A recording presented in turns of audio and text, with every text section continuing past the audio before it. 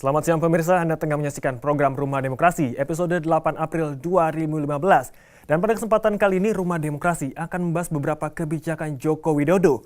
Dimulai dari menaik turunkan harga BBM hingga mengoyakkan stabilitas harga sembako. Kemudian Jokowi juga menunjuk beberapa orang untuk menjadi komisaris di BUMN hingga mengoyakkan stabilitas harga sembako. Dan yang terakhir adalah menerbitkan peraturan Presiden nomor 39 tahun 2015 yang menuai banyak kontroversi. Peraturan ini memberikan fasilitas uang muka bagi pejabat negara atau juga untuk melakukan pembelian kendaraan perorangan. Kendati akhirnya diperintahkan untuk dicabut. Bagaimanakah perbincangan yang akan menarik ini? Saya Helmi Syemi beserta narasumber yang akan datang. Tetaplah bersama kami di Rumah Demokrasi.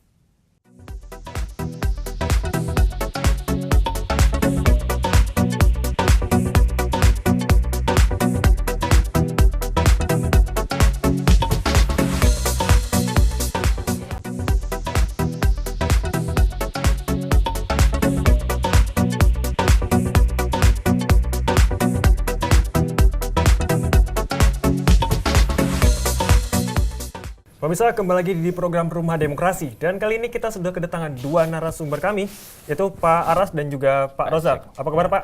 Baik, alhamdulillah. Gimana kegiatan belakang ini Pak? Sedang sibuk apa? Perkuliahan, mengajar seperti biasa? Seperti biasa, namanya jadi dosen tetap menjalankan tugas setiap hari mengajar, kemudian penelitian, dan kemarin kita dipanggil sebagai konsultan di Kementerian Pertahanan RI. Wow. Juga sama Pak Rozak. Membahas apa tuh Pak? Bahas masalah riset dan strategi tempur Kementerian Pertahanan. Jadi yang buat strateginya itu orang komunikasi. Orang komunikasi, wow, hebat sekali. Oke Pak, pada kesempatan ini kita akan membahas mengenai beberapa kebijakan Jokowi. Salah satunya adalah mengenai Peraturan Presiden nomor 39 tahun 2015 mengenai penurunan DP atau down payment untuk pembelian kendaraan pribadi, Pak. Jokowi bilang dia mengambil keputusan tersebut. Apa sih Pak awalnya Pak yang membuat Jokowi mengambil langkah tersebut? Oke, kalau saya dulu nih. Ya, silakan Pak Aras. Kalau terkait kebijakan Pak Presiden dalam hal ini Pak Jokowi, pembelian kendaraan pribadi, sebenarnya kalau saya secara pribadi saya nggak setuju sebenarnya. Kenapa Pak? Nggak setuju karena gini, kendaraan pribadi pejabat negara, kalau saya melihat untuk posisi sebagai masyarakat, uang anggaran yang akan dialokasikan untuk kendaraan pribadi pejabat itu hari ini masyarakat masih banyak yang tidak makan. Benar sih. Artinya kemiskinan dengan naiknya harga BBM yang baru-baru ini pemerintahan menaikkan harga BBM itu menambah lagi angka kemiskinan. Nah, angka kemiskinan yang udah bertambah ini lalu mereka lagi mengalokasikan anggaran untuk pembelian kendaraan pribadi para pejabat. Ini sama halnya sebenarnya mubazir anggaran lagi. Sementara para pejabat itu sebenarnya apa yang kurang dari mereka? Mobil mereka hampir nggak mau diparkirkan di rumahnya. Benar. Gitu ya. Sekarang mau ditambah lagi dengan kebijakan ini, saya pikir tidak efektif sebenarnya untuk pembangunan. Karena kita harus lihat government based on society, ya, pemerintahan yang berbasis kerakyatan itu tidak orientasi kepada pejabatnya sebenarnya, tapi orientasi pada kemaslahatan bangsa dan negara, dalam hal ini masyarakat yang akan menjalani kehidupan setiap hari yang notabene tidak banyak masyarakat yang tidak makan. Jadi parameternya bukan hanya melihat mungkin di Jakarta sejahtera, tapi lihat di daerah-daerah gitu ya. Daerah hari ini masih banyak yang masih kurang. Tapi apa yang membuat Jokowi mengambil keputusan ini Pak? Nah, kesan terburu-buru kayaknya sekali. Apakah ingin mengambil hati para DPR, anggota DPR atau seperti apa Pak? Ya, ini Mas Helmi yang memang menjadi pertanyaan saya. Pertama, terburu-buru. Yang kedua, pertanyaan saya adalah apa dasarnya? Itu dasar sampai mengalokasikan anggaran untuk kendaraan pribadi. Memang setiap pemerintahan memang ada alokasi anggaran itu. Tapi kalau menurut saya, sesuai dengan janji Jokowi waktu mau pemilu, waktu kampanye pemilunya, kampanye politiknya ya pada saat itu, ya, dia akan menjadi pemerintah, menjadi presiden yang berbasis dengan kepentingan pro rakyat gitu ya. Nah, sekarang kalau kita analisa janji kampanye ini berarti kontradiktif kan, berlawanan, bukan lagi pro rakyat, tapi pro pemerintah kan, pro pejabat. Inilah yang harus kita tagih gitu ya. Masyarakat udah memilih Pak Jokowi sebagai presiden, berarti masyarakat hari ini punya hak untuk menagih janji itu. Oke. Saya kira itu. Jadi inilah yang menjadi pertanyaan besar bagi masyarakat, bukan hanya seorang pribadi, seorang Aras, tapi juga masyarakat secara umum menagih janji, mempertanyakan terkait janji-janji seorang Jokowi pada saat itu gitu. Pak Rozak sendiri bagaimana, Pak? Ya, saya melanjutkan apa yang dikatakan Pak Dr. Aras. Sebenarnya bukan persoalan Pak Jokowi memberikan tunjangan 200 sekian juta sebenarnya. Tetapi ada satu hal yang cukup menarik di dalam kebijakan itu. Ternyata Pak Jokowi tidak tahu. Tidak tahu seperti apa nih, Tidak tahu bahwa dia menandatangani pemberian tunjangan penambahan pembelian mobil terhadap pejabat negara. Apa sebabnya, Pak? Nah, justru dia menugaskan kepada para pembantu-pembantunya, karena menurut beliau dalam salah satu media itu saya melihat bahwa lagi-lagi ya kan Pak Presiden kita ini kecolongan ya kan, entah disengaja atau tidak, tetapi dari perspektif yang lain bahwa memang kehati-hatian ini belum dimiliki oleh kabinet Pak Jokowi sendiri. Banyak sekali kebijakan-kebijakan beliau yang menurut saya agak sedikit menjadi tidak begitu terterima dengan baik ya kan. Yang pada akhirnya kalau kita bicara kebijakan yang beliau hari ini itu kan kemudian dianulir gitu kan oleh Pak Jokowi sendiri ya kan sebagai presiden. Dan ini saya kira merupakan sesuatu koreksi terhadap pemerintahan Jokowi. Ketika Jokowi memberikan kebijakan ini, DPR membantah. Kenapa, Pak? Kira-kira, Pak? Paras, bagaimana, Pak? Oke, kalau DPR membantah dalam artian tidak setuju gitu ya? Tidak setuju kebijakan ini dalam hal anggaran untuk pemberian tunjangan kendaraan mobil ini. Iya, kendaraan mobil buat pejabat. Kalau DPR tidak setuju, berarti saya angkat jempol buat anggota DPR. Tidak sia-sia masyarakat memilih mereka untuk duduk di sana. Apakah tidak ada permainan politik sendiri, Pak? Jokowi memberikan ini untuk DPR.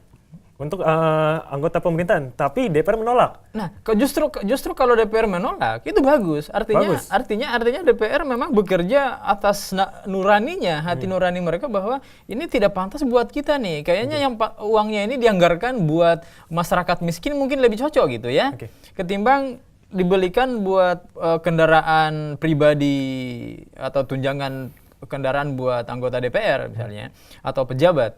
Nah, ketika anggota DPR menolak itu, saya harus hargai itu dan mereka sudah bekerja atas kepentingan rakyat dalam hal ini.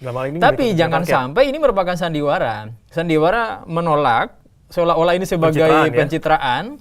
Karena jujur saja, sebenarnya pencitraan yang dibuat-buat itu sebenarnya akan cepat sirna gitu ya, dibanding dia memang orang tulus akan pencitraan itu selamanya. Dia akan berlaku forever time gitu ya. Nah, inilah yang menjadi pertanyaan besar lagi saya. Kalau anggota DPR benar-benar menolak dengan hati nuraninya atas dasar untuk kepentingan rakyat, berarti is okay. Tapi kalau mereka menolak seolah-olah ini membuat pencitraan mereka, wah ini keren nih, bagus nih. Jadi masyarakat melihat, ini nggak orientasi uang nih, tapi orientasi kepentingan rakyat misalnya. Tapi Pak Rozak tadi mengatakan bahwa ini merupakan kecolongan Jokowi dari staf-stafnya. Apakah ada hubungannya dengan anggota DPR ini? Kita bisa sebut pencitraan, Pak. Ya, saya kira kita harus pisahkan sebenarnya. Ya kan, semenjak Pak Jokowi menjadi presiden, ini memang banyak sekali ya kan survei-survei juga mengatakan rapornya cukup tidak bagus gitu kan. Dan melihat semua ini juga tidak lepas dari kebijakannya, ya kan. Kebijakan yang terakhir ini adalah kebijakan terhadap pemberian tadi itu saya bilang. Sebenarnya tidak salah sebenarnya. Cuman persoalannya adalah kebijakan itu dikeluarkan di tengah-tengah masyarakat yang lagi sementara berhadapan dengan berbagai macam kebutuhan pokok yang hampir semua itu naik. Gitu kan harga BBM, Pak, ya? Semuanya naik. Nah, saya kira ini kan menurut saya sangat melukai rasa keadilan masyarakat, ya kan. Masyarakat menuntut agar supaya yang mana kebijakan ini harus lebih pro kepada rakyat sesuai dengan janji dia. Jangan lupa loh, ada janji dia dengan 9 cita itu gitu kan, yang tentu dia harus kembali ke situ, ya kan. Nah, selama ini saya melihat bahwa kebijakan Jokowi itu memang sudah tidak sesuai dengan apa yang dijanjikan kepada masyarakat. Nah, sehingga menurut saya ya kan DPR saat sekarang pun banyak problem sebenarnya. Jadi tidak begitu fokus pada peraturan pemerintahan terhadap masalah pemberian tunjangan ya kan terhadap kendaraan para menteri, ya kan, karena di satu sisi dia juga harus ada Menteri Hukum dan HAM, ya kan, yang kemarin baru selesai, belum lagi persoalan-persoalan yang banyak sekali. Nah, saya kira ini PR. Berbicara mengenai DPR sendiri, Pak, awalnya peraturan ini diusulkan oleh Ketua DPR Setio Novanto, kemudian dibantah oleh Komisi 2 DPR Fadel Muhammad. Bagaimana tanggapan Bapak, Pak? Apakah ada situasi yang saling menjatuhkan? Ataukah seperti apa, Pak? Oke, jadi gini Mas Helmi, memang dinamika politik di DPR itu sekarang luar biasa. Jadi kita nggak tahu siapa lawan, kita nggak tahu siapa kawan. Karena apalagi ada dua kubu bendera di sana, KIH sama KMP ya. Jadi antara dua kubu ini boleh jadi di dalamnya saling menjatuhkan. Kisru mereka memang hari ini kan selesai dalam ketidakselesaian. Jadi selesai dalam ketidakselesaian. Dia dianggap selesai tapi tidak selesai. Nah, ketika ada konflik-konflik internal terjadi, apalagi isu-isu seperti ini, bola panas, bola politik di sana itu luar biasa. Dia bergulir itu di arena istana, di gedung DPR MPR itu luar biasa. Cuman kita masyarakat nggak sadar aja, di sana itu suhu politiknya luar biasa. Nah, ketika ada isu seperti ini, itu dimainkan sedemikian rupa supaya indah gitu ya. Pak Setio Novanto misalnya mengusulkan mobil untuk anggota DPR. Tapi di sisi lain anggota yang lain menolak. Ketika orang menolak ini, masyarakat akan berpihak kepada yang menolak pastinya kan? Benar. Dalam hitungan politik, masyarakat akan berpihak kepada orang yang menolak, kepada anggota DPR yang menolak. Ketika mendapatkan dukungan dari masyarakat bahwa ada komisi menolak, mereka akan mendapat pencitraan dari masyarakat. Okay. Sebaliknya, Setio Novanto sebagai ketua DPR misalnya, dia akan melihat dia pencitraannya dari sisi pemerintah bahwa ini menjadi ketua yang memperjuangkan hak anggota DPR-nya ya. Tapi dia tidak berpikir bahwa masyarakat tidak suka itu. Nah, sekarang pertanyaan Pak Aras, pertanyaan saya, anggota DPR itu Dewan Perwakilan Rakyat, benar namanya? Kalau mereka berjuang di sana atas nama partai politik, berarti bukan lagi Dewan Perwakilan Rakyat, tapi Dewan Perwakilan Partai Politik gitu ya. bukan lagi DPR tapi DPP. Dewan Perwakilan Partai. Kita ganti aja namanya. Okay. Oleh karena itu saya selalu berargumentasi bukan hanya di depannya televisi ya, bukan tapi ketika saya ngomong di hadapan DPR, saya bilang saya ingin bubarkan kalian semuanya. Nggak ada gunanya kalau kalian bekerja di DPR bukan atas kepentingan rakyat. Ganti nama sekalian dan sekalian negara ini nggak negara. Berarti benar adanya kalau ini adalah persaingan antara KIH dan juga sudah pasti. Itu sudah pasti Mas Helmi. Jadi gini. Saya buat analisa politik ya. Analisa politik ketika antara dua kubu ini KIH dan KMP, memang sisa sangat panas suhu politiknya, tapi dua-duanya memang memperjuangkan kepentingannya masing-masing. Kalau mereka memperjuangkan atas nama kepentingan rakyat, saya pikir nggak ada konflik. Karena mereka satu visi kan, satu misi, satu tujuan bahwa di sana mereka adalah untuk rakyat. Karena itu mereka tidak satu visi satu misi, berarti memang mereka bekerja untuk partai masing-masing dan untuk kepentingannya masing-masing, bukan untuk kepentingan rakyat. Kalau untuk memang kepentingan rakyat, nggak ada konflik di sana, karena memang satu untuk rakyat mereka. Nah, sekarang pertanyaan saya, mereka dipilih ternyata tidak mewakili rakyatnya dan konstitusional masing-masing, tapi ternyata adalah perjuangan individu masing-masing. Inilah yang menjadi paradigma politik hari ini yang sudah semakin cenderung berubah dari yang tadinya idealisme menjadi pragmatisme, bahkan transaksional. Okay. Inilah yang menghancurkan negara ini kalau ini tidak dirubah. Oleh karena itu, Rumah Demokrasi hadir untuk merubah itu. Hebat sekali. Pak Rozak sendiri bagaimana Pak tanggapan Bapak, Pak? Ya, kisru di DPR ini sendiri yang menyangkut pemberian tunjangan kendaraan bermotor ini, Pak? Ya, saya kira tidak begitu besar ya tanggapan DPR terhadap kebijakan Pak Jokowi menyangkut ini. Dia lebih konsen kepada persoalan pengangkatan Kapolri, ya kan, penjelasan yang kemarin kan baru selesai. Okay. Pak Jokowi kan menjelaskan dan itu saya kira mencairkan ketegangan politik yang selama ini terjadi di DPR, ya kan, sehingga kebijakan Pak Jokowi terhadap peraturan pemerintah untuk itu tidak begitu mendapatkan respon dari ini politik, ya kan, utamakan untuk kepentingan ya, karena mereka konsen kepada polisi, Kapolri tadi. Dan jangan lupa bahwa di DPR ini lagi sementara kondisinya sangat panas ya kan, seperti yang dijelaskan Pak Dr. Aras tadi bahwa KMP dan KIH ya kan, memang kalau saya melihat ada sesuatu yang dalam tanda kutip awalnya memang dalam hal ini PDIP yang tentu tidak lepas daripada sebagai partai pengusung pemerintah itu agak sedikit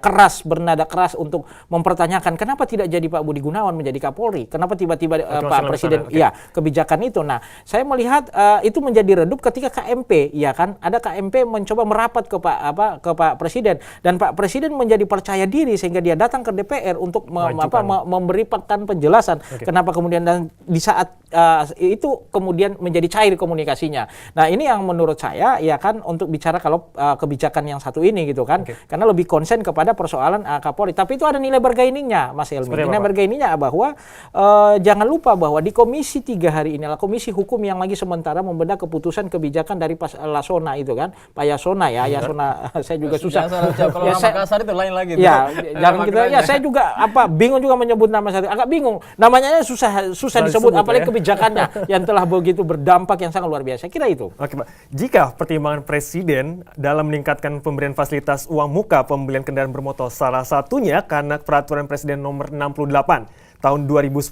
sudah tidak sesuai lagi dengan peningkatan harga kendaraan motor, maka mengapa Jokowi langsung mencabut peraturan Presiden mengenai fasilitas tersebut, Pak? Kenapa tidak sesuai dan kemudian langsung dicabut? Jika dianggap tidak sesuai kemudian langsung dicabut oleh Jokowi sendiri. Ya, inilah yang disebut dengan dalam kebijakan itu jangan bertindak gegabah. Jadi karena konsekuensinya sangat berat. Jadi konsekuensi aturan itu hati-hati orang membuat kebijakan apalagi mengimplementasikannya. Karena kalau udah salah itu konsekuensinya bukan hanya kepada individu yang bersangkutan tapi secara umum ya, publik, masyarakat yang akan merasakannya. Karena itu terkait persoalan kebijakannya Jokowi tadi sebenarnya kalau saya memandangnya banyak hal kebijakan yang tidak substansif dan tidak berpihak kepada kepentingan rakyat. Nggak usah jauh-jauh kita bahas masalah kebijakan pengadaan kendaraan buat para pejabat. Kebijakan kenaikan harga BBM saja baru 2 bulan jadi presiden udah naik harga BBM, itu sudah kebijakan yang salah menurut saya. Kenapa? Masyarakat nggak mau tahu itu. Ketika naik harga BBM masyarakat akan menyimpulkan Pak Jokowi nggak bagus memerintah, iya kan? Kenapa? Karena masyarakat akan merasakan konsekuensi dari itu ya. Kenaikan harga BBM diikuti dengan kenaikan harga-harga yang lain. Pokok tentunya. Iya, masyarakat merasakannya itu. Kemudian setelah naik diturunkan lagi. Memang turun harga BBM, tapi harga bahan itu tidak diikuti penurunan itu. Tetap aja dia naik gitu. Misalnya kendaraan angkot misalnya, naik harga BBM turun, tapi tidak turun dari tarif yang semula udah naik. Ya, di organnya sendiri pun tidak menurunkan harga tarif kendaraan tersebut. Iya, karena membuat aturan tidak diikuti sampai ke masyarakat. Jadi aturan itu tidak dikontrol. Udah dibuat aturan tidak disosialisasikan, setelah itu bukan lagi disosialisasikan, malah tidak dikontrol, tidak dikawal sampai ke masyarakat. Dan paling parahnya tidak ada sosialisasi, Pak ya? Tapi tidak ada sosialisasi. Tidak sosialisasi. Oleh karena itu Pak Aras akan berpikir menciptakan lagi sebuah buku namanya Komunikasi Hukum. Bagaimana hukum itu dikomunikasikan. Jadi memang pemerintah selama ini membuat undang-undang, membuat peraturan pemerintah, tidak pernah disosialisasikan. Oleh karena itu dalam fungsi komunikasi politik secara teoritis ada namanya fungsi sosialisasi. Socialization function of political communication itu menjelaskan bahwa aturan atau kebijakan pemerintah itu harus disosialisasikan kepada masyarakat supaya masyarakat paham. Masalah hukum disosialisasikan, undang-undang disosialisasikan supaya masyarakat tahu. Sekarang nenek-nenek mencuri semangka misalnya, dia nggak tahu kalau itu sebuah pelanggaran. Dia minum, dia makan itu semangka itu, ternyata dia melanggar. Kan tidak ada sosialisasi ya? Nggak ada sosialisasi hukum. Nanti udah melanggar baru masyarakat tahu, oh ternyata saya melanggar. Kenapa? Karena pemerintah tidak pernah melaksanakan namanya fungsi komunikasi politik, yaitu sosialisasi aturan yang dilakukan yang dibuat oleh pemerintah. Oke. Pak Rozak sendiri bagaimana Pak? Tanggapan Bapak Pak? Mengenai kebijakan yang tadinya kenapa yang sudah ini kenapa malah dicabut? Kalau saya dari awal tadi bilang bahwa kebijakan ini tidak begitu ini oleh Pak Jokowi. Sebab kalau beliau tahu, ya kan, pasti beliau tidak akan pernah cabut. Tapi itu yang saya bilang tadi, ini menjadi memberi pembelajaran buat Pak Jokowi, dia kehati-hatian. Saya yakin dan percaya Pak Jokowi itu juga ya kan dia punya keperpihakan terhadap rakyat cukup besar. Cuma di satu sisi dia ada sebuah tekanan politik, ya kan, yang tentu mau tidak mau dia juga luput di situ. Dia baru keluar kan dari perjalanan luar negeri, tiba-tiba kemudian kan dia dihadapkan dengan seperti ini. Mau tidak mau saya bilang. Makanya saya memahami kebijakannya Pak Jokowi hari ini adalah tidak bisa kita pahami satu persatu, tapi dia secara keseluruhan. Tidak lepas daripada pertarungan sesudah Pilpres, baru kemudian sesudah itu dan sampai saat sekarang, dan ini sampai ke depan, apalagi menjelang Kongres PDIP, dan ini cukup menarik saya kira. Tahan sebentar ya, kita akan kembali setelah pesan berikut ini, tetap di Rumah Demokrasi.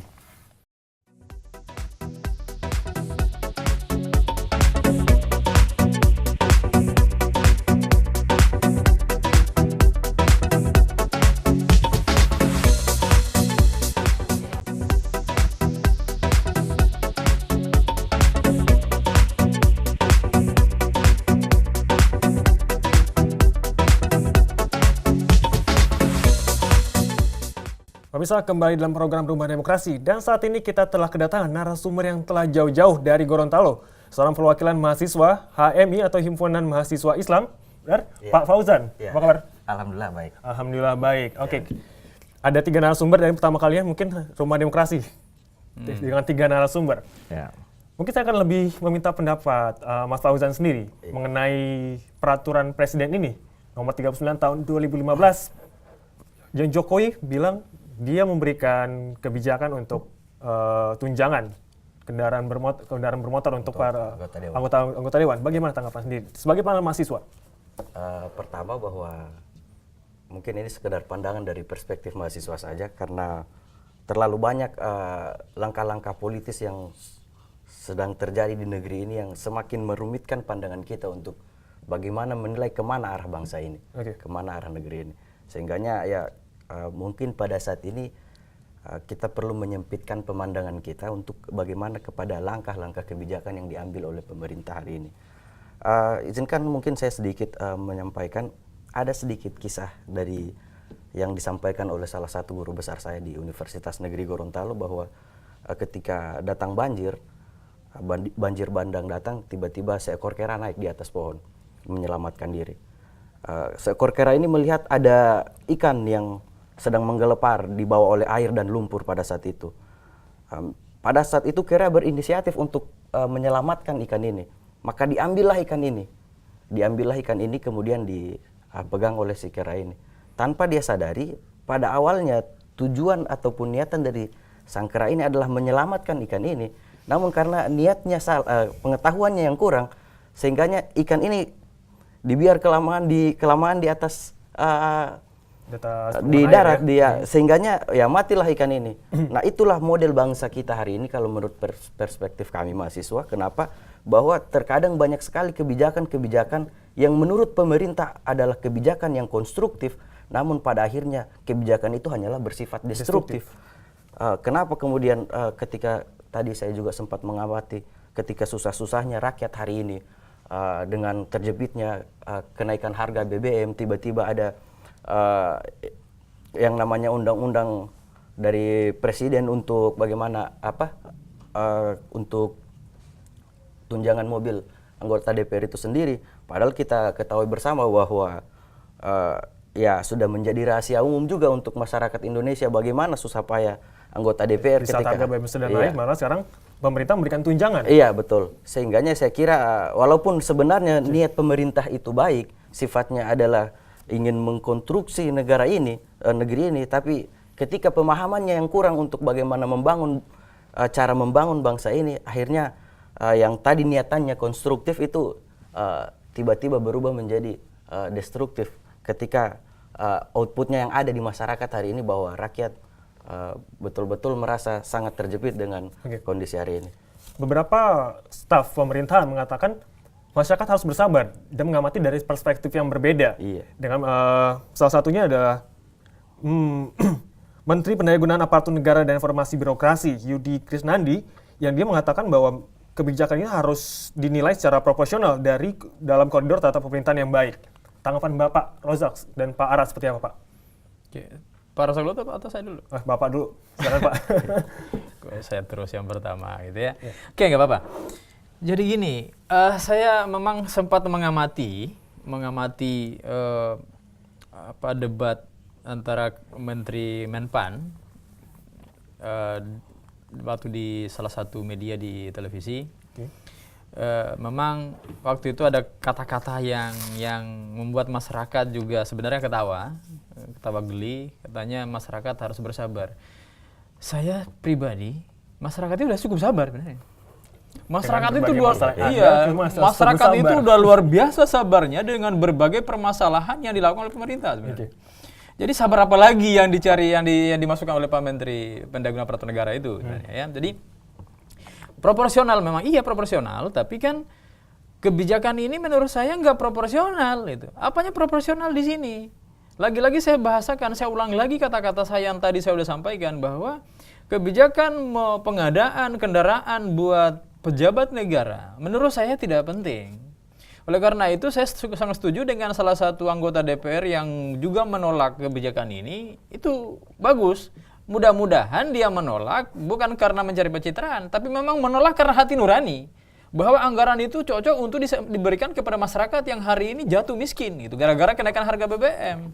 Ingat, setiap kenaikan harga BBM itu menaikkan angka kemiskinan di negara ini. Artinya apa? Korelasi antara kebijakan dengan kesejahteraan rakyat tidak ada hubungannya. Sangat erat hubungannya, Kalau kebijakan tidak berpihak kepada rakyat, otomatis akan menambah kemiskinan. Tapi sebaliknya kalau kebijakan itu orientasinya untuk kepentingan rakyat, itu akan menurunkan angka kemiskinan. Sekarang kita lihat kita evaluasi. Kebijakan mengadakan pengadaan kendaraan tadi. Kita hubungkan dengan kesejahteraan masyarakat. Anggaran itu kalau misalnya kita bawa untuk masyarakat yang kita berikan kepada masyarakat yang tidak mampu misalnya, kan menaikkan derajat hidup atau tingkat kesejahteraan masyarakat itu, ya kan? Nah, berarti lebih efektif. Iya. Oleh karena itu saya pribadi kalau ditanya Mas Helmi, Pak Ras gimana pandangannya terkait ini? Sangat tidak setuju gitu ya. Justru akan menambah kemacetan Jakarta gitu. Karena mobil mereka udah banyak di rumahnya, kasih tunjangan lagi itu tambah macet lagi Jakarta. Pak Rozak sendiri bagaimana Pak? Ya, tadi sempat ditanyakan berkaitan dengan pernyataan Menpan ya, tentang sabar. Saya kira memang kalau elit-elit pejabat ya kan, pemerintah itu kan mereka enak sekali ngomong itu, sabar gitu kan. Ya, karena mereka terpenuhi lah mereka. Tapi bagaimana dengan masyarakat paling di bawah? Itu mereka berteriak gitu loh. Masalah perut nggak bisa dijawab dengan sabar. Harga-harga ya kan yang sudah naik di pasaran itu tidak bisa dijawab dengan sabar enggak, itu tetap dia naik gitu kan. Sabar tidak mengenyangkan. Ya, sabar tidak mengenyangkan, sabar tidak menurunkan semua apa yang ini. Nah, ini sebenarnya seperti yang dikatakan oleh adik saya ini kan, bahwa dari perspektif mahasiswa ada satu kejenuhan ya kan. Pemerintah ini mempertontonkan, kalau kita melihat ini adalah sebuah tontonan yang tidak menjadi menarik gitu loh. Ada sebuah harapan ketika Jokowi itu dilantik, harapan yang baru gitu agar supaya bangsa ini menjadi keluar dari krisis berbagai macam pencapaian yang belum terwujud, bicara kesejahteraan. Tapi seiring dengan waktu berjalan pemerintahan ini, keyakinan masyarakat terhadap pemerintahan ini semakin menurun gitu loh. Nah, jangan sampai rasa jawaban sabar ya kan oleh hampir bukan sekedar Menpan. Kalau tidak salah Menteri SDM juga mengatakan seperti itu. Hampir beberapa kabinet ini mengatakan misalnya dalam penutupan kebijakan situs yang ya kan yang dianggap gitu kan disuruh sabar juga. Hampir semua kebijakan ya kan pemerintah ini dijawab dengan sabar, membiasakan diri masyarakat. Saya kira ini tidak begitu jawaban yang sangat bijak gitu loh. Yang harusnya dipikirkan adalah oleh pemerintah saat sekarang ini adalah sebelum membuat kebijakan itu pikirkan bagaimana dampaknya gitu loh. Nah, kalau kita berkaitkan dengan bagaimana mereka membeli mobil, ya kan bagaimana cara mereka memikirkan para pejabat-pejabat yang sudah gajinya sudah besar, belum lagi yang lain-lain tunjangan dan seterusnya. Mobil lagi harus makanya kan disindir oleh gubernur Gubernur Ahok ya kan, ketika ada kunjungan dari parlemen dari Eropa itu kan, coba lihat mereka kan, apakah di negara Eropa ya negara maju itu sudah ada Anda memakai mobil yang dipakai oleh salah satu DPRD itu Lamborghini atau apa gitu kan. Nah, ini kan menurut saya melukai nilai-nilai keadilan yang ada di masyarakat, di mana masyarakat masyarakat menuntut agar supaya terpenuhinya kesejahteraan dan sebagainya, tapi kemudian yang terjadi adalah kepentingan politik daripada pemerintah yang dikedepankan, dan ini menurut saya yang perlu dipikirkan. Sudut pandang mahasiswa sendiri dari Mas Fauzan. Iya. Bersabarkah, sudah cukup sabar, semakin jenuh kah dengan janji-janji yang ada sebelumnya, seperti apa Mas? Iya, memang pada dasarnya kalau seperti yang dikatakan oleh beberapa anggota dewan yang seperti tadi juga saya simak dari Menpan tadi bahwa masyarakat harus bersabar. Ingat bahwa ketika misalnya hari ini masyarakat kemudian terus melakukan terus bersabar, maka yang akan terjadi adalah mungkin kalau dalam analisis komunikasi itu ada yang namanya teori hening dalam kebisuan, spiral of silence. Ya. Nah, jangan sampai kemudian ya mungkin ini tidak akan terjadi, tapi bisa saja ketika ini masyarakat berada pada titik nadir, maka tentunya akan ada gerakan-gerakan lagi yang lebih besar lagi untuk bagaimana gerakan yang tidak bisa dibendung oleh pemerintahan dalam ini muncul dari ketidakpuasan dari masyarakat itu sendiri. Sehingganya saya pernah menulis kemarin kalau di dalam salah satu media juga di Gorontalo Post, kemarin saya sempat menulis bahwa Indonesia adalah negeri sinetron. Memang penuh drama. Iya, memang penuh dramatisir, dan saya kira ketika di saat ada anggota dewan yang perutnya buncit, kenyang dan lain sebagainya dengan fasilitas mewah, serba elit dan lain sebagainya, dan tiba-tiba masyarakat yang bahkan ada yang kalau kemarin saya sempat update juga itu di salah satu daerah saya, miris sekali ada salah satu masyarakat yang meninggal di dalam masjid. Itu karena terlambatnya penanganan rumah sakit ketika dia kena penyakit serangan jantung. Masalah administrasi atau seperti apa? Kurang yang kebetulan infonya saya dapat dari anggota dari grup Facebook. Jadi waktu itu saya melihat itu salah satu masyarakat itu sudah meninggal di dalam masjid memang, dan tidak sempat dilarikan ke rumah sakit. Jadi ini sah-sah saja, wajar saja ini terjadi karena memang pada dasarnya Indonesia adalah negeri sinetron menurut saya begitu. Oke. Pertanyaan dari saya, jika pemerintah mengatakan ini merupakan suatu kebijakan yang nantinya akan mengarah ke positif, apakah itu cukup meyakinkan Mbak Aras, Pak Rozak, dan juga Mas Fauzan? Apakah cukup meyakinkan dengan pemerintah mengatakan ini merupakan kebijakan, salah satu kebijakan pemerintah yang positif, yang akan berdampak positif nanti untuk negeri ini sendiri? Terkait apa nih? Terkait kebijakan ini. Kebijakan dalam hal ini, dalam Ya, hal pemberian dalam hal kendaraan pemberian bermotor. kendaraan. Bagaimana Pak? Apa tadi pertanyaannya?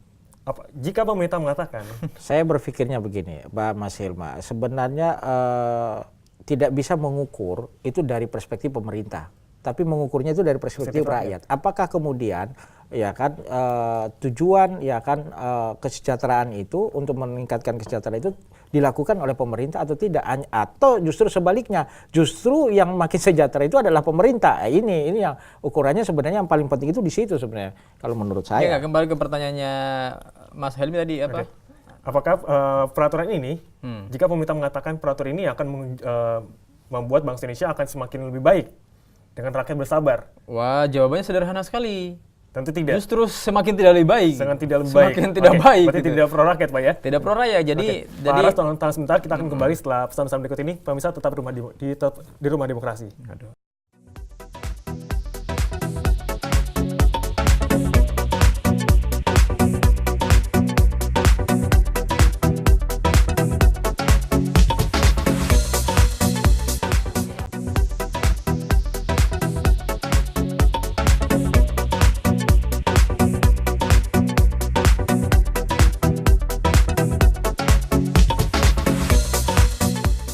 Terima kasih karena tetap bersama di Rumah Demokrasi, dan kita akan melanjutkan perbincangan kita. Paras mengatakan tidak setuju dengan pemerintah yang menyebutkan jika ini mengatakan lebih baik dengan kebijakan seperti ini. Paras tidak setuju. Tidak setuju. Justru tidak lebih baik. Tidak lebih baik. Kenapa? Alasannya sangat sederhana.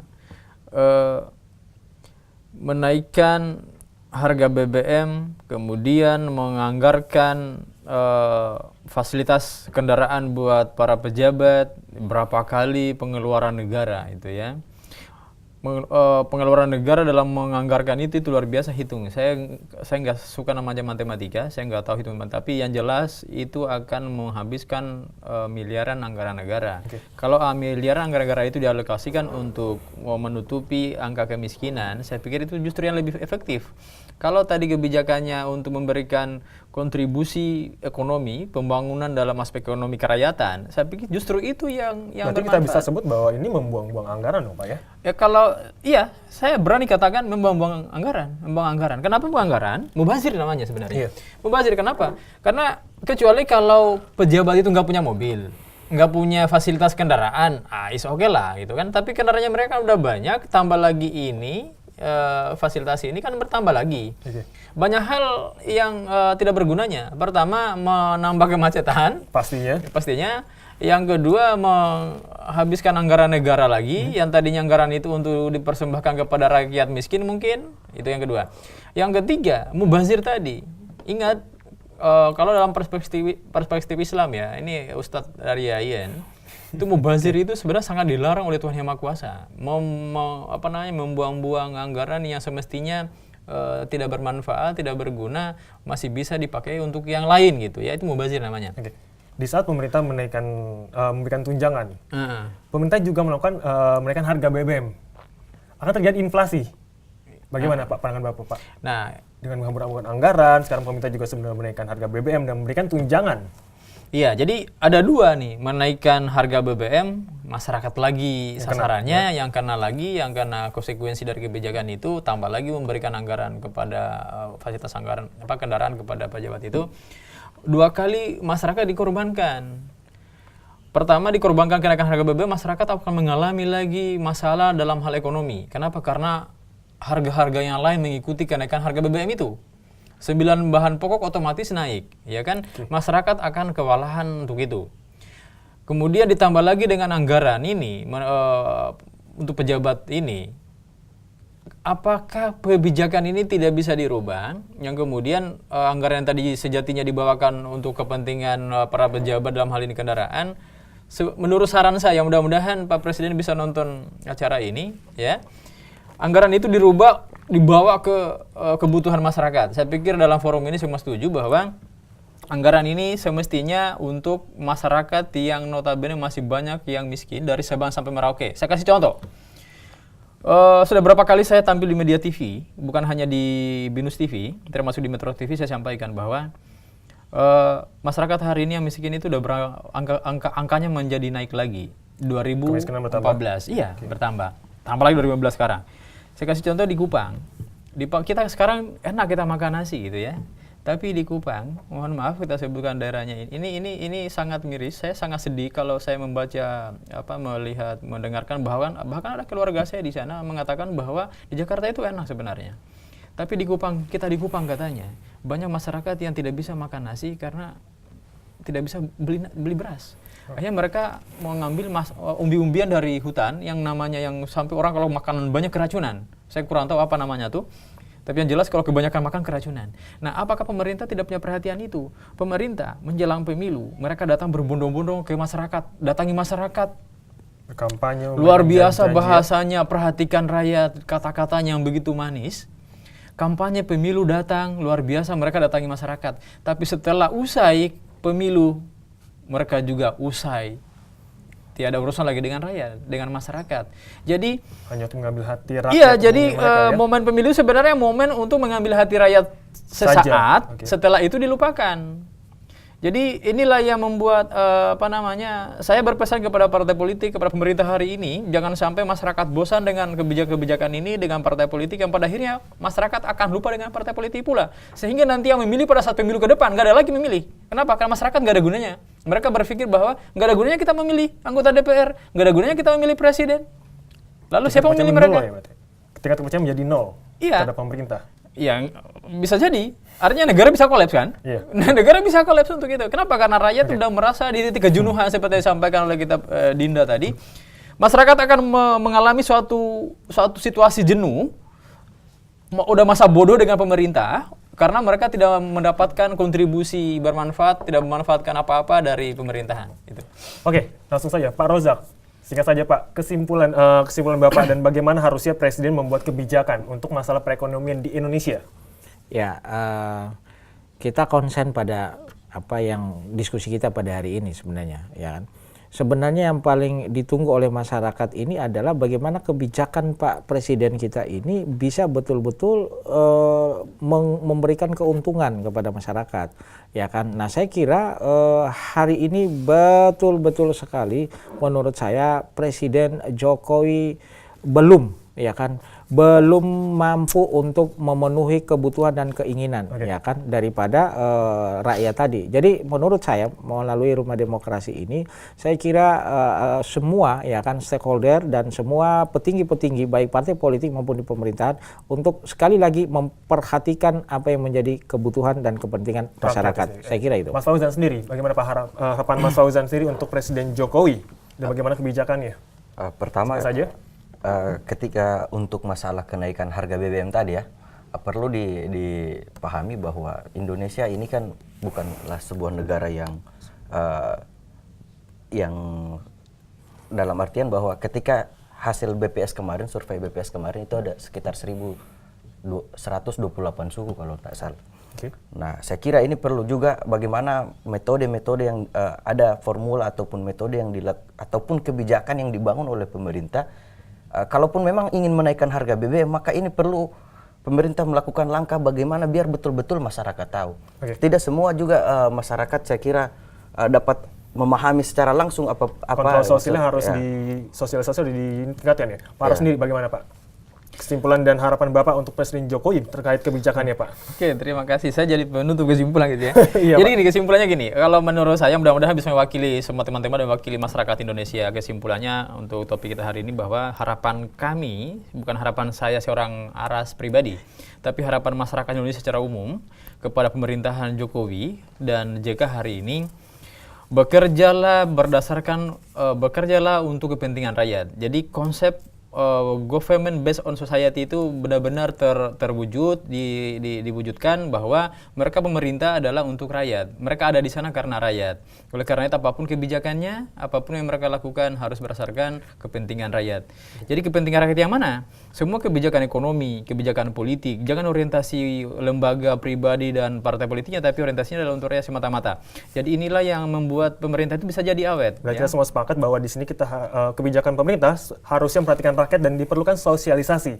Itu dia. Oke. Pak Aras, Pak Rozak dan juga Ya. Pak Fauzan, terima kasih telah hadir di Rumah Demokrasi. Tapi sayangnya perbincangan kita cukup sampai di sini. Waktu tidak bisa kita untuk bincang lebih lanjut. Ya. Pak Misa, terima kasih tetap karena bersama kami di dalam program Rumah Demokrasi. Kita telah membahas banyak hal mengenai kebijakan Jokowi. Dan akhir kata saya Helmi Syemi beserta seluruh kru tugas mengucapkan terima kasih dan sampai jumpa.